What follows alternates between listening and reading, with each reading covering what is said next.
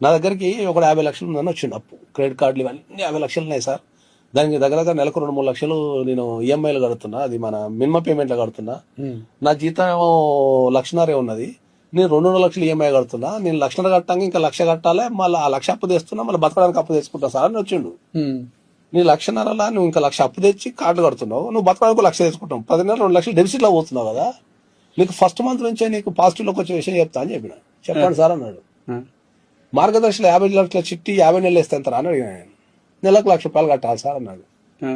First month ఎంత కట్టాలి sir అన్నాడు. అంటే ఒక 60-70 వేలు కడితే సరిపోతుంది. అట్లా ఎంత కట్టాలి రా అన్నాడు. ఫస్ట్ ఇయర్ మొత్తం 60-70 వేలు కట్టాలి సార్ అన్నాడు. నెక్స్ట్ మంత్ ఎంత ఒక 5,000 పెరిగింది సార్ అన్నాడు. ఆ నెక్స్ట్ మంత్ ఒక 5,000 పెరిగింది సార్ అన్నాడు.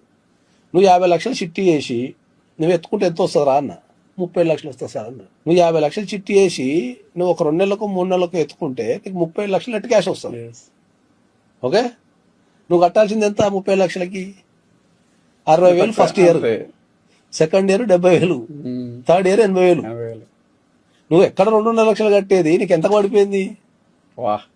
ఎంత పడిపోయింది? 60,000 పడిపోయింది. ఎత్తుకుంటే ఎంత వచ్చింది?